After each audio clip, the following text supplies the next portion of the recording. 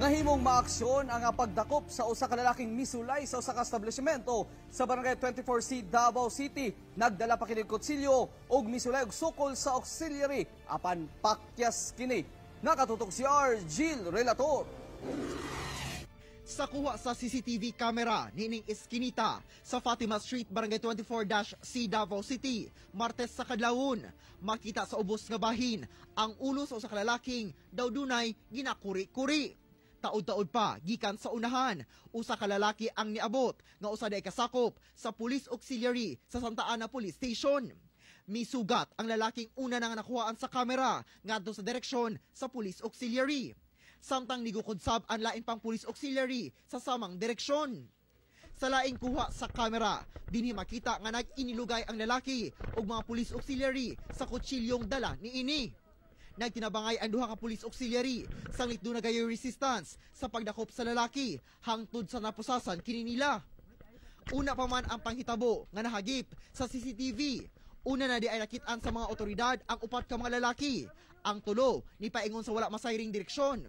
Samtang usa ni sulay pagsulod sa gate sa usa ka building. Nisulod siya sa Eskinita. Nagkaroon nakita na mong duwa. Sabay man mi naggarubing. Nagkaroon nagbulag mi para sugat. Masabi ka siya ni Agi ba? Sugat na mo siya. Abot sa hayay, nakita na ako, naigutsilyo. Aksyon naman siya gunit. Moto nag-inilugay mi. Ako'y nakauna sa pulan. Moto nagunitan na ito hait. Moto nag-inilugay mi. Pinugngana yung mga luha. Ito, nasamad siya. Ito, naikuha na po na akong kutsilyo kaya ako, giipit naman ako yung kamot.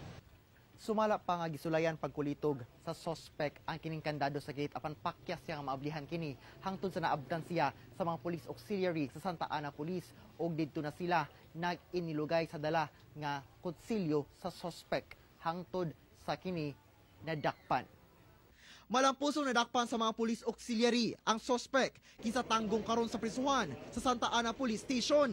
Na-recover kaniya ang 12 inches sa gitason sa kutsilyo. Apan luyo sa kuha sa CCTV, gipanghibakak sa 30 anyos nga sospek kinsa nailhang si Berto Quamag nga misulay siya sa pagsulod sa maong gate. Lagi na mga ito, sir. Alam ko nang ilabot ito, sir. Kunya, nakitaan lang kayo mo itong kulitog na ilang kandado. Lang, sir. Hindi na tinuon na, sir. Huwag ko kabaluan na, sir. Wala sab kuno siya kaila sa tulo ka lalaking sumala pa. Una na nga nakauban ni ini. Wala, sir. Dila, sir. Ako ramang isa ko niagi, sir. Sumala sa tag-iya sa maong establishmento nga dili kini ang unang higayon nga gisulayan pagsulod ug kawatan ang ilang tindahan. Assure yun na mo nga lock siya kaso lang ang amo ang door dito is open gamay lang siya baka nag-sure man mi nga lock yun kay siya di ano yun lang nahitabo nga naay nagsulod wala gid ka malay-malay sa kapoy na mo. Ingani among nature sa mong business ba kapoy. Pero maayo na naapod mong CCTV gyud diri. Lagi CCTV. Busa gawas sa mga CCTV sa palibot. Doon nasab sila yung mga iro. Apan wala nahigtan sa gate atong higayuna.